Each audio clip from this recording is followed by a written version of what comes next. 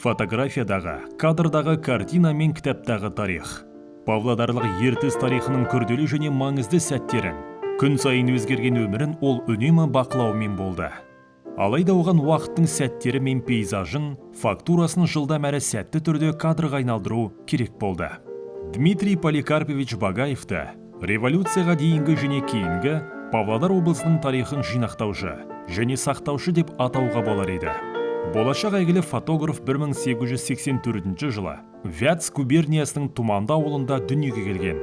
Мұрағат деректерінде Дмитрий Багаевтың балалық шағы мен отбасы туралы өзінің жазған естеліктері қалған.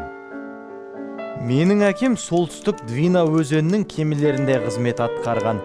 7 жасқа толар толмас кезімде дүниеден өтті. Анам мардымсыз болса да қаржы тауып тұрды. Алайда тапқан нанымыз көктемге дейін ғана жететін. Сосын ашыға бастаймыз. 9 жасымнан бастап еңбек жолына түсуіме тура келді. Біздің өлкенің жері тар еді, жұмыс та аз. Бозбалалар 15 жастан бастап әскери қызметке кететін. Барлық туыстарым мен көршілерім қыс мезгілінде үйде болса, жазда Сібір өзенінің кемелерінде қызмет етеді. Біздің әулет үлкен. Вятск губерниясының Орел уезінің барлық ауылында біздің туыстарымыз тұрды. Ол Павлодарға 15 жасында келіп, халықты фотоға түсіру қызметіне кірісті. 1915-1918 жылдары Багаев Новониколаевскіде, артынша Новосібірдегі 21-ші Сібір қосалқы полкінде полк фотографы қызметінде болды. 18 жылы өзі кәсіби түрде фотография өнерін бастаған ол Павлодар қаласына қайтып оралды. Сол кезде Ертіс өзенінде жұмыс істеп жүрген ағасы қайтыс болады. Жас жігіт ағасының орнына жұмысқа орналасады. Ол кез кедейлік пен аштыққа толы аласапыран дәуір болатын. Адамдар кез келген жұмыстан бас тартпайтын. Мәселен ол қосалқы жұмыс істеп, фотосурет бизнесін меңгеруге деген қызығушылығын танытып, хатшыдан сабақ алып та жүрді. 1903 жылы Багаев Батыс Сібірдегі ағайынды Коркиндерге хат жазып, өзі түсірген фотографияларды жолдады. Артынша оны Омбыға оқуға шақырды.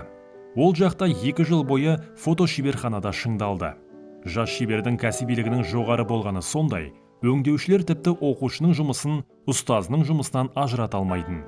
1905 жылы Багаев Павлодарда алғашқы фотосалонын ашты. Ғылыми зерттеу жұмыстарында қатар алып жүрді. Ресей географиялық қоғамының Батыс Сібір бөлімшесінің мүшесі ретінде ол өзінің туған жерінің барлық бұрыштарына барып қайтты. Оның 20 ғасырдың басындағы қазақ халқының өмірі мен тұрмысы атты жинағы баға жетпес мұра болып қалды.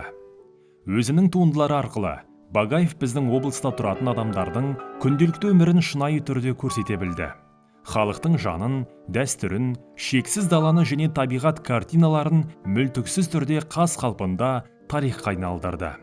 Оның өз қолымен түсірген суреттері сол уақыттағы революция, аштық, ұжымдастыру, ұлы отан соғысы, тың игеру сияқты Павлодар облысында болған оқиғалардың барлығы қатталған.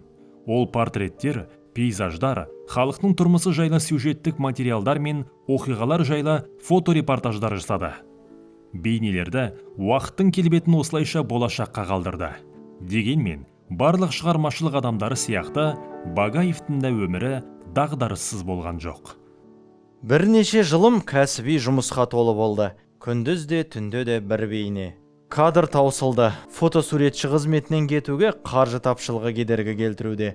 Уақыт өтіп, өмір таусылуға жақын. Багаев өнерінің гүлдену жылдары социализм дәуірінің гүлдену кезеңіне тұспа-тұс келді. Өзі ешқашан коммунистік партияның мүшесі болмады. Алайда Багаев өз уақыты мен шығармашылығының қожасы болып қалды. Революциядан бұрын оның салонына ауқатты адамдар келіп, бейнелерін қалдырып жатты. Сондықтан оның ісі алға басып табысқа кенеле бастады. Алайда Багаевтың жүрегі қарапайым халық деп соқты. Кейін ол қаланың саяси өміріне белсене араласып, социал-демократиялық үйірмеге қосылды. Ғұмырының соңына дейін өлкетанушы болып қалды. 1942 жылы тарихи өлкетану музейін құрып, өзі жетекшілік етті. 1958 жылы 23 шілде күні дүниеден өтті. Артына өңірдің фото шежіресін мұра етіп қалдырды. Багаев шығармашылығы Қазақстанда ғана емес, өзге де шет мемлекеттерде жоғары бағаланды. Бүгінгі күннің өзінде де оның жұмыстары зерттеушілердің қызығушылығын тудырып келеді.